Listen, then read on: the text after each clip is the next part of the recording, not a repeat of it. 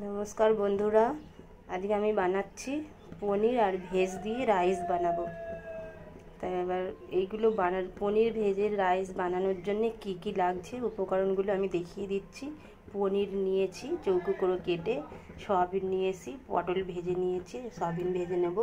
এবার এইখানে মশলার মধ্যে লাগছে এইখানে আদা, জিরে, কাজু বাটান বেটে নিয়েছি, লঙ্কার গুঁড়ো, হলুদ গুঁড়ো, চিনি, এদিকে নুন, আর এদিকে গরম মশলা, আর দিয়ে দিয়েছি সাদা তেল। দেখুন সাদা তেলটা দিয়ে দিয়েছি। এর মধ্যে আমি পনিরটাকে ভেজে নেব।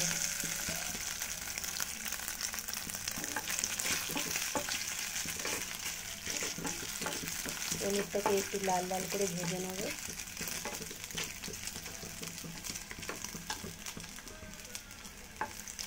পনিরটা ভাজা হয়ে গেলে এর মধ্যে আমি সয়াবিনগুলো দিয়ে দেবো। সয়াবিনগুলো একটু লাল লাল করে আমি ভেজে নেব। পনিরটা একদিকে ভাজা হোক, এর মধ্যে আমি সয়াবিনটাও দিয়ে দিচ্ছি।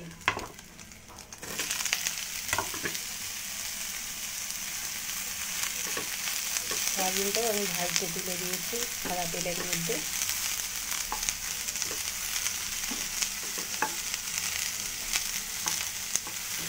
এবার এই সয়াবিনের মধ্যে আমি একটু দিয়ে দেবো হলুদ গুঁড়ো দিয়ে দেবো, আর একটু নুন দিয়ে দেবো। দিয়ে এটাকে আমি খুব ভালো করে এটা লাল লাল করে ভেজে নেব। সয়াবিনটা ভাজা হবে আর পনিরগুলো আমার এইদিকে ভাজা হয়ে গেছে। আমি পনিরটাকে এবার তুলে নেব।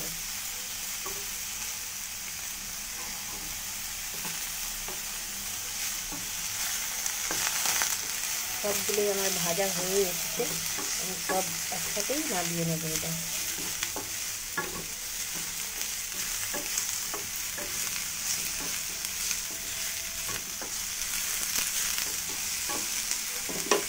ভাজা হয়ে গেছে, এবার আমি সবগুলো নামিয়ে নিচ্ছি।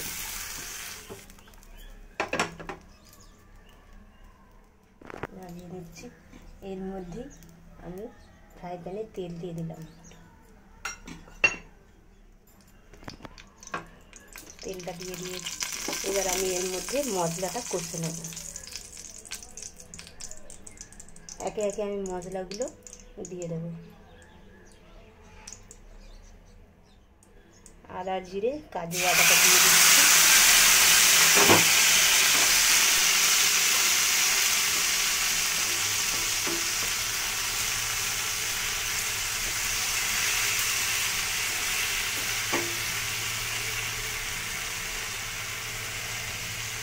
এবার এর মধ্যে আমি হলুদের গুঁড়োটাও দিয়ে দিচ্ছি, লঙ্কার গুঁড়ো দিয়ে দিচ্ছি, আর একটু নুন দিয়ে দিলাম। দিয়ে এবার মশলাটাকে আমি ভালো করে কষিয়ে নেব।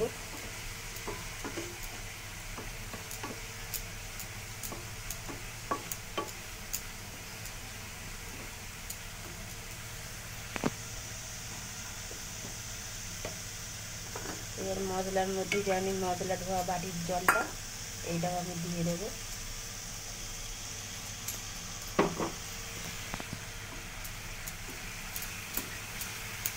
মশলা ধোয়া জলটাও আমি দিয়ে দিলাম। দিয়ে এটাকে ভালো করে নেড়ে নিতে হবে।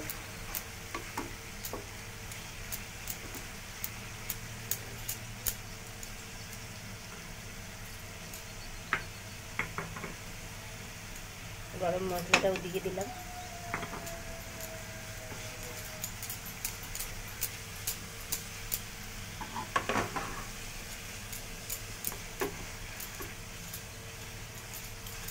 এবার এটাকে ভালো করে একটু কষে নিচ্ছি আমি।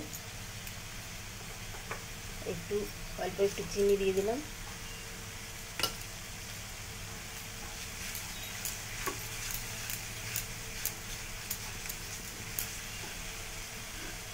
এর মধ্যে আমি সবগুলো দিয়ে দিচ্ছি সবজিগুলো। এটাকে খুব ভালো করে নাড়াচাড়া করে নিতে হবে।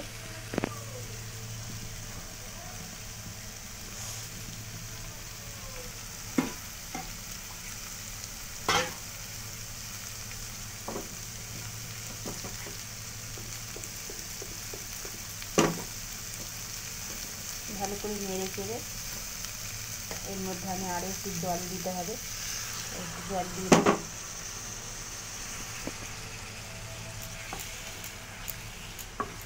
দিয়ে এটা খুব ভালো করে নাড়াচাড়া করে নিতে হবে।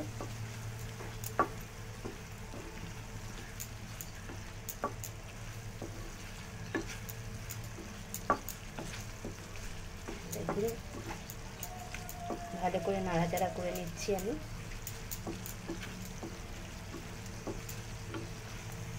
সুন্দর করে এটা নেড়ে নিতে হবে।